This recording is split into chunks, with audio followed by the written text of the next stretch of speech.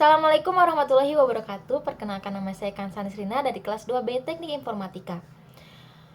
Saya membuat video ini dalam rangka memenuhi tugas pendidikan Pancasila. Dalam video ini saya akan membahas bab gelap dalam sejarah Indonesia. Apa itu? Yaitu adalah Jugunianfu. Nah, sebenarnya bab ini kenapa bisa dibilang sebagai bab gelap dalam sejarah Indonesia? Karena sejujurnya bab ini bisa dibilang bab yang tidak bisa diceritakan atau dibahas untuk segala kalangan usia. Bisa dibilang bab ini bisa dibilang sensitif karena ini ada sangkut pautnya dengan hak asasi kemanusiaan dan juga hak kaum wanita. Ya, jadi apa sih sebenarnya Jugunianfu itu? Langsung saja, Jugunianfu dalam artian lurusnya merupakan sebutan untuk kaum penghibur yang mengikuti tentara. Namun, dalam dokumen asli tentara Jepang, dalam dokumen resmi tentara Jepang, Jugunianfu disebut sebagai Teishintai, yang dalam artiannya adalah barisan sukarelawan penyumbang tubuh. Ya, sesuai dengan artiannya, menyumbang tubuh di sini adalah dalam bisa dibilang atau bisa diinterpretasikan sebagai wanita penghibur atau yang zaman sekarang disebut dengan PSK. Ya, walaupun dalam dokumen resmi Jepang disebutkan bahwa ini adalah barisan sukarelawan, namun pada kenyataannya ini bukanlah barisan sukarelawan, tetapi adalah para wanita dari wilayah pendudukan Jepang yang dipaksa untuk memenuhi nafsu para bala tentara Jepang. Balik ke sejarah awal dari adanya praktik Jugunianfu. Jugunianfu pertama kali diadakan oleh Jepang di Korea. Korea merupakan wilayah yang dikuasai Jepang pada akhir abad ke-19. Bisa dibilang di negara Korea lah diadakannya yang namanya praktik Jugunianfu. Bahkan Korea disebut sebagai kontingen penyumbang Jugunianfu terbanyak, yaitu sekitar 200.000 wanita penghibur. Namun yang jadi sorotan di sini adalah kekejaman para tentara Jepang. Apabila ada wanita yang menolak untuk menjadi Jugunianfu atau dia menolak untuk memenuhi nafsu tentara Jepang, dia akan dihukum. Dan bagaimana proses penghukumannya? Proses penghukumannya itu bisa dibilang kejam karena sang wanita itu akan diikat leher dan keempat anggota tubuhnya, tangan kanan kiri dan kaki kanan kiri, diikatkan kepada 5 ekor kuda yang akan menariknya secara berlawanan arah hingga lehernya putus dan keempat anggota tubuh lainnya putus. Selain itu, selain ketika sang wanita menolak untuk memenuhi nafsu tentara Jepang, apabila ditemukan terdapat penyakit kelamin pada wanita tersebut, tentara Jepang tidak segan-segan akan membakar wanita tersebut secara hidup-hidup. Selain membakar wanita itu, ada cara lain, yaitu dengan diledakkan bersama granat. Itu yang menjadi kekejaman dan sisi kelam dari Jugunianfu. Nah, pertanyaannya, mengapa hal ini bisa terjadi? Well, sebenarnya begini. Tentara Jepang itu terbiasa di negaranya untuk menganggap hal-hal yang seperti itu adalah hal-hal maksudnya di sini dalam artian pelacuran ya. Tentara Jepang itu membawa habit dari negara asalnya, yang dimana di negaranya itu hal-hal seperti pelacuran ini itu diorganisasikan dan dibuka secara terang-terangan gitu. Bahkan ada industri besar yang melayani untuk khusus dalam bidang ini, dan bahkan si industri itu masih hidup hingga kini. Ya, itu merupakan sisi gelap dari Jepang. Selain ya yang kita lihat sekarang, yaitu banyak banyak produk-produk Jepang yang terkenal seperti animenya dan teknologinya yang terkenal sebagai teknologi yang canggih ya. Sebenarnya banyak sisi kelam Jepang. Nah, awalnya sebenarnya Jugun Ianfu yang ada di Indonesia, praktik Jugun Ianfu yang ada di Indonesia ini, itu sebenarnya bukan dari penduduk Indonesia. Awalnya saat Jepang melakukan invasi ke Indonesia yang mendarat di Tarakan pada tahun 1941, mereka itu sengaja membawa wanita-wanita penghibur yang mereka rekrut dari Jepang dan Korea. Namun, lama-kelamaan ketika tentara Jepang sudah lama menduduki negara Indonesia, mulailah tuh para wanita dari pribumi direkrut untuk menjadi Jugun Ianfu. Dan perekrutannya juga tidak asal-asalan ya. Soalnya kan bisa, maksudnya dalam hal pelacuran seperti itu ada kemungkinan untuk yang namanya timbul penyakit kelamin. Bagaimana cara mereka mengatasinya? Yaitu dengan didirikan rumah bordil. Jadi di rumah bordil itu sudah terorganisasi secara detail gitu, mulai dari kayak kebersihan dan juga kesehatan para wanitanya supaya tidak menimbulkan kerugian terhadap tentara Jepang ketika melakukan pelayanan tersebut. Jadi di rumah bordil itu bisa dibilang ya udah diperiksain lah mana wanita yang siap melayani dan mana wanita yang punya penyakit dan tidak bisa melayani, seperti itu. Nah, sebenarnya perekrutan Jugun Ianfu ini tidak serta-merta hanya dengan secara kebrutalan, tapi juga ada yang terorganisir.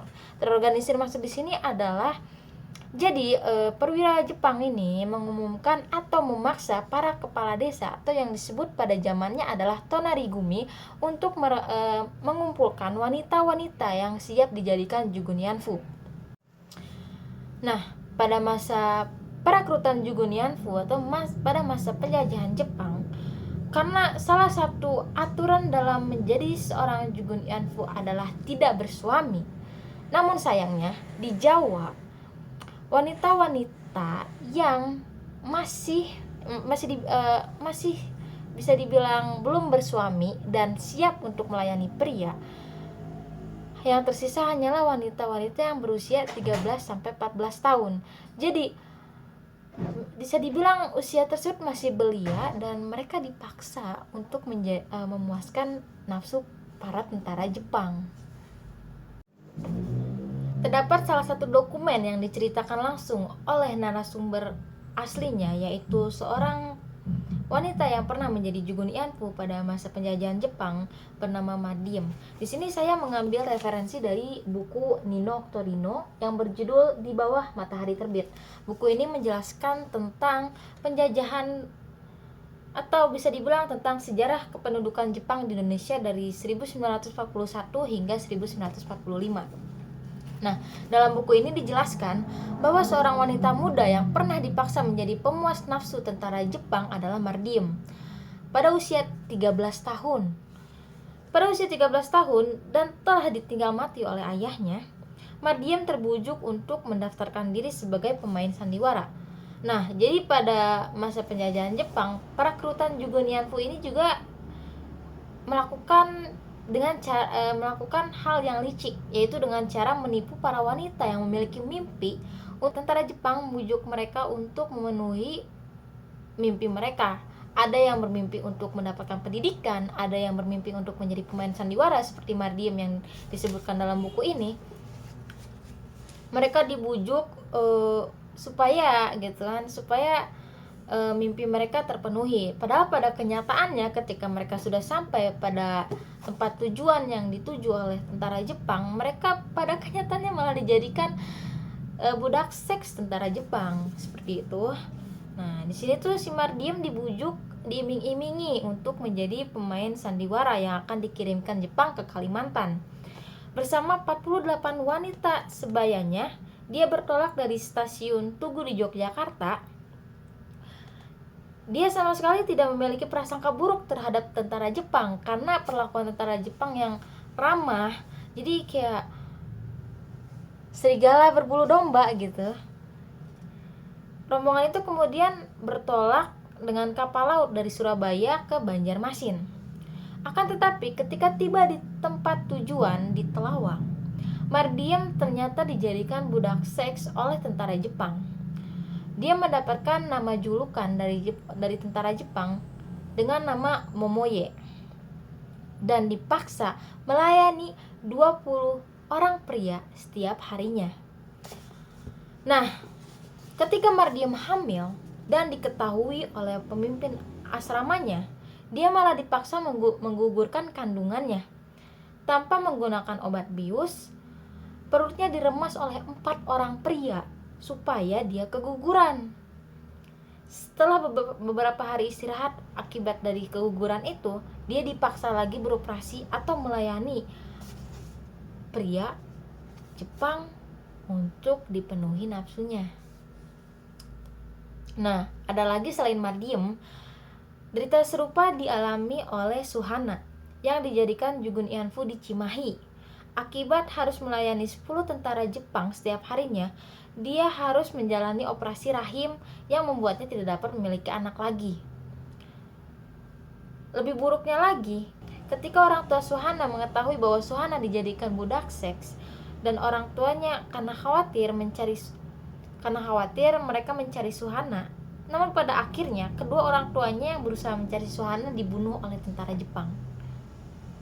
Tidak semua perekrutan Jugun Ianfu dilakukan secara halus. Ya, tadi seperti saya bilang, tentara Jepang ini bisa dibilang sangat kejam, dan pada akhirnya lama-kelamaan praktik Jugun Ianfu ini diprotes oleh orang-orang Indonesia.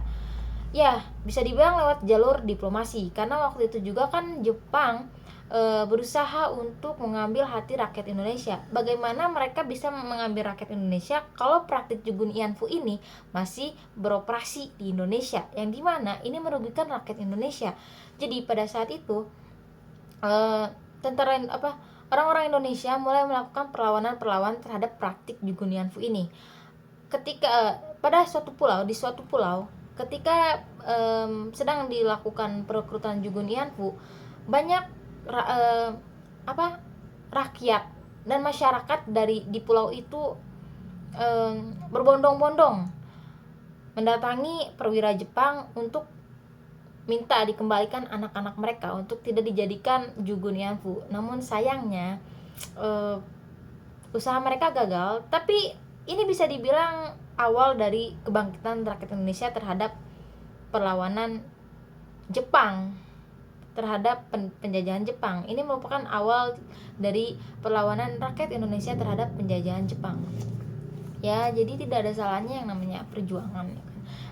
Bukan berarti perjuangan tersebut sia-sia, tapi bisa dibilang perjuangan tersebut bisa menjadi pelajaran berharga, bahwa seputus asa situasi, kita harus tetap berjuang mempertahankan hak kita sebagai rakyat Indonesia, hak kita sebagai seorang manusia untuk dikembalikan haknya sebagai hak manusia, yaitu hak asasi manusia, ya bisa dibilang. Apalagi dalam pembahasan yang saya sebutkan adalah tentang Jugun Ianfu yang ada sangkut pautnya dengan hak perempuan, begitu ya.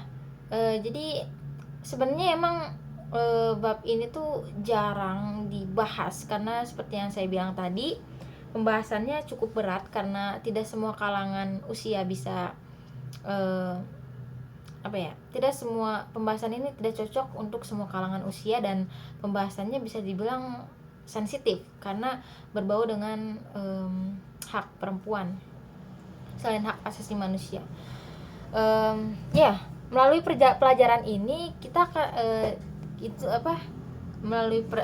pelajaran ini kita menggali lebih dalam tentang pengalaman tragis para wanita yang menjadi korban, serta pentingnya memahami dan menghormati narasi mereka dalam membangun pemahaman yang lebih lengkap tentang masa lalu kita.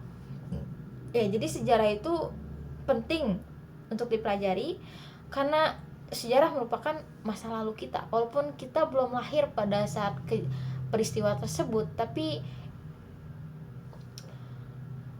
narasi sejarah, narasi tinta darah yang mereka tuangkan untuk menulis sejarah identitas negara Indonesia ini perlu diapresiasi, karena pengorbanannya tidak hanya mengeluarkan keringat, tidak hanya energi saja, tetapi juga nyawa dan juga darah.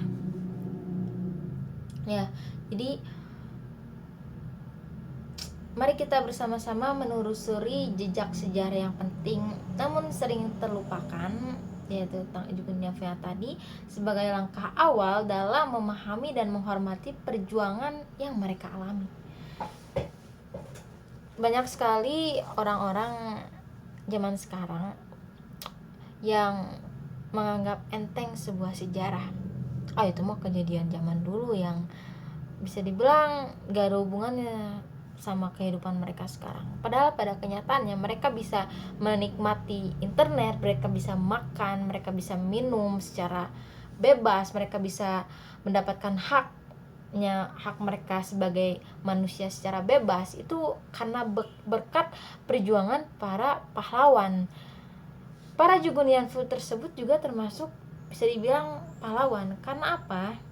Karena mereka juga mengorbankan hak asasi mereka sebagai wanita, sebagai manusia, untuk membuat rakyat Indonesia sadar betapa kejamnya penjajahan Jepang, dan kesadaran ini yang menjadi motivasi awal dalam melakukan perlawanan penjajahan. Ya, baik, sekian dari saya. Terima kasih atas perhatiannya. Mohon maaf apabila terdapat kesalahan kata atau kesalahan fakta yang saya ucapkan. Mohon maaf, dan assalamualaikum warahmatullahi wabarakatuh.